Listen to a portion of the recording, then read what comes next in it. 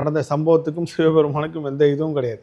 தயவுசெய்து இறைவன் மேலே பழி சொல்லாதீங்க. கரெக்டாக அண்ணாமலையாருக்கு வாழ வச்சு தான் பழக்கமே தவிர யாரையும் அழிச்சு பழக்கம் கிடையாது. இங்கே வந்தவன் வாழ்ந்ததான் சரித்திரம் இருக்கே தவிர வீழ்ந்ததா ஒரு சரித்திரம் கிடையாது. இயற்கை தன்னோட வேலையை செய்யுது.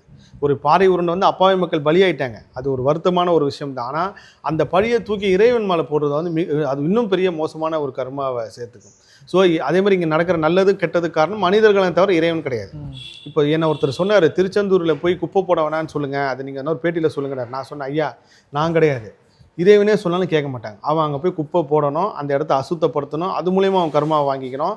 திருவண்ணாமலைக்கு வரணும், திருவண்ணாமலையில் செய்யக்கூடாத செயல்கள் செய்யணும், அந்த செயலை செஞ்சு அவன் கர்மாவை வாங்கிக்கணும். அவன் விதி இருக்கிறப்போ யாரும் நினச்சாலும் அவன் பண்ண முடியாது. எத்தனையோ பேர் எங்கெங்கே ஊரில் வந்து 4 பேருக்கு சாப்பாடு போட்டு போகிறாங்க. சில பேர் வந்து இங்கே தப்பான விஷயத்தை செஞ்சுட்டு போகிறாங்கன்றப்போ அவன் கர்மா எப்படி செய்யணுன்னு இருக்கு. அதுமாதிரி இங்கே புண்ணிய காரியம் செஞ்சு அதில் புண்ணியம் எடுத்துக்கணுன்னு இருக்கு. ஸோ அதனால் அதுக்கும் இறைவன் சிவபெருமான் வந்து அழிச்சிட்டான்றதுக்கு சத்தியமாக சம்மந்தம் கிடையாது. அது என்றைக்குமே சொல்லக்கூடாது. இறைவனோட வேலையை காக்கிற வேலை மட்டும்தான், அழிக்கிற வேலையே கிடையாது.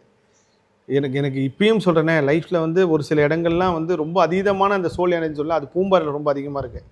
திருவண்ணாமலைக்கும் பூம்பாறைக்கும் இமயமலைக்கும் நம்ம பழனி மலைக்கும் ஒரு பெரிய கனெக்ட் இருக்குது. இது என்னைக்காவது ஒரு நாள் இறைவனே உணர்த்துவார். கண்டிப்பாக. நான் இன்னும் நிறைய விஷயங்கள் வந்து நம்ம பேசணும். இப்போ வந்து ஒரு டைம் இல்லாதனால சில விஷயங்கள் ரொம்ப சந்தோஷம். நீங்கள் இப்போ இந்த சின்னதாக வச்சுருக்கிற சேனலை ஒரு பெரிய